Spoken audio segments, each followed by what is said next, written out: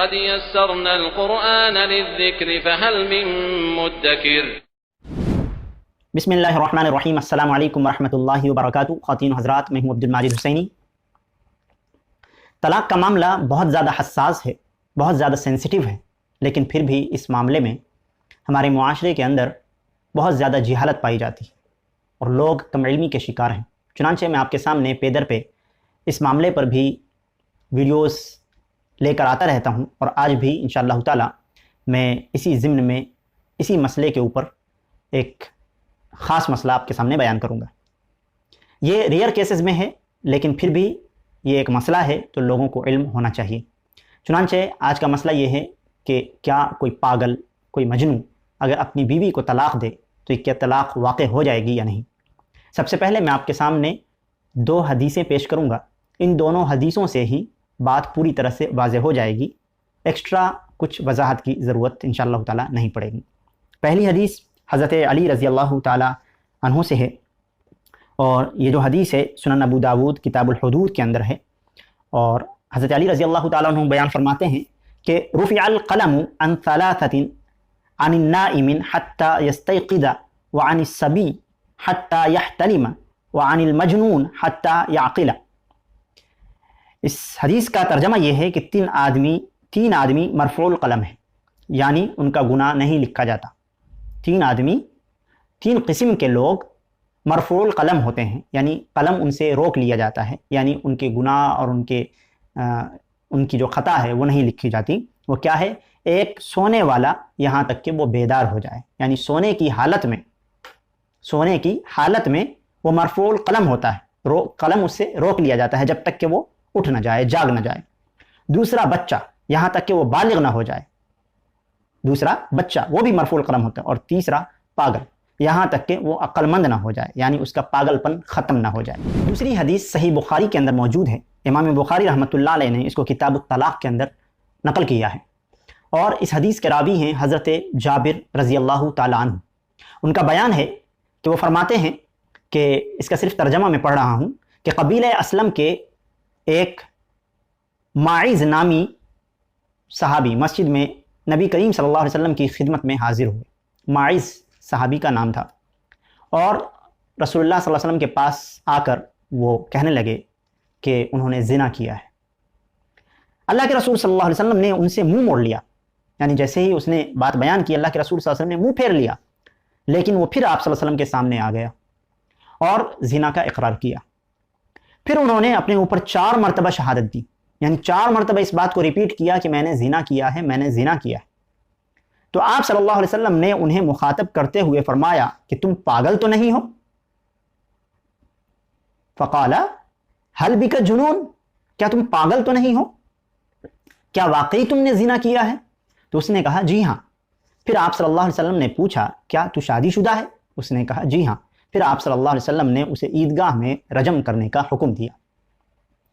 اسلام کے اندر زنا کرنے کی جو سزا ہے، غیر شادی شدہ کے لیے 100 کوڑے اور جلا وطنی ہے، اور شادی شدہ کے لیے اس کو رجم کر دینا ہے.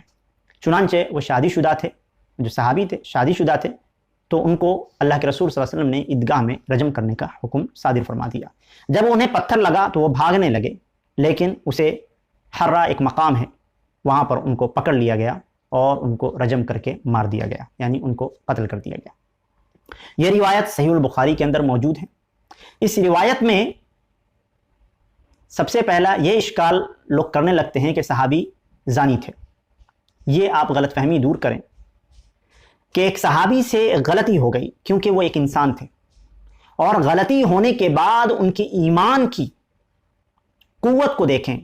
ان کا ایمان کہاں تک پہنچا ہوا تھا کہ انہوں نے آ کے اللہ کے رسول صلی اللہ علیہ وسلم نے اس جرم کا اقرار کیا جس جرم کے اندر ان کو جان سے ہاتھ دھونا پڑے گی. ان کو معلوم ہے، پھر بھی وہ اللہ کے رسول صلی اللہ علیہ وسلم کے پاس آ کر انہوں نے اقرار کیا، اقبال جرم کیا، اور وہ ان کو رجم کیا گیا. آپ اس بات کو دیکھ رہے ہیں کہ ایک صحابی نے زنا کیا، یعنی صحابی زانی ہو سکتا ہے.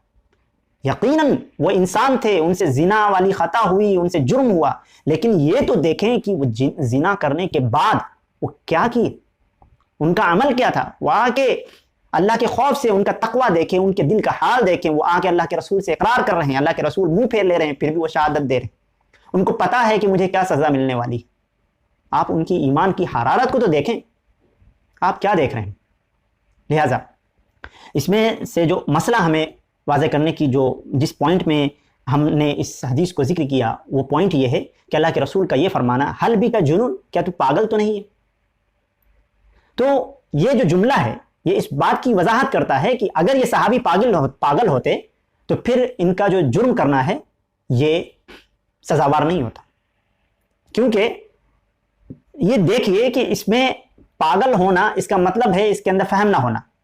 اگر یہ شخص پاگل ہے تو مکلف بھی نہیں، ان کو تکلیف نہیں دی جائے گی۔ تو تکلیف جو ہے یعنی کہ مکلف ہونا جو ہے وہ شرطیہ ہے فہم کے، یعنی فہم کے ساتھ مشروع ہے، یعنی اگر اس کا عقلی کام نہیں کر رہا ہے تو پھر اس کو سمجھ ہی نہیں، جب سمجھ نہیں ہے تو اگر وہ طلاق دے رہا ہے تو اس کو تو اس بات کی سمجھ ہی نہیں ہے کہ میں کیا کر رہا ہوں، تو پھر وہ بات کیسے قبول کی جا سکتی ہے جس کی اس کو سمجھ ہی نہ ہو؟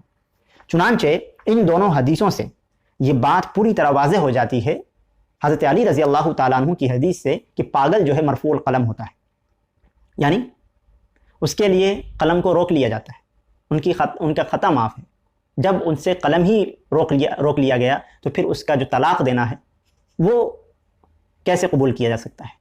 اور دوسرا یہ جو حدیث ہے جس کے اندر ایک صحابی جو ہے وہ آ کر اقرار کر رہے ہیں کہ میں نے زنا کیا ہے، تو اللہ کے رسول کا یہ فرمانا کہ کیا تم پاگل تو نہیں، یعنی اگر وہ پاگل ہوتے تو پھر ان سے سزا کو روک لیا جاتا۔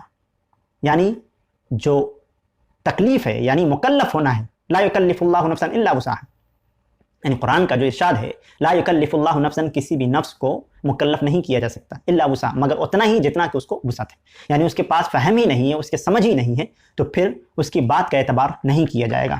چنانچہ اسی حساب سے جو ہے ائمہ نے فتویٰ بھی دیا ہے، لیکن پاگل کی طلاق کے واقع ہونے میں بعض علماء نے یہ اختلاف بھی کیا ہے، لیکن یہ تھوڑے ہیں، ان کا کہنا ہے کہ پاگل کی بھی طلاق واقع ہو جاتی ہے، لیکن ایسا نہیں ہے، پاگل کی طلاق واقع نہیں ہوگی۔ ان دونوں حدیثوں کے اندر پاگل کی کیا کنڈیشن ہے وہ بیان کر دی گئی کہ وہ مرفوع القلم ہوتے ہیں اور ان پر جو ہے قلم کو روک لیا جاتا ہے۔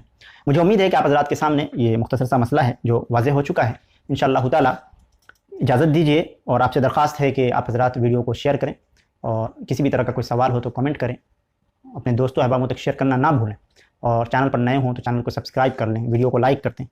السلام علیکم ورحمۃ اللہ وبرکاتہ۔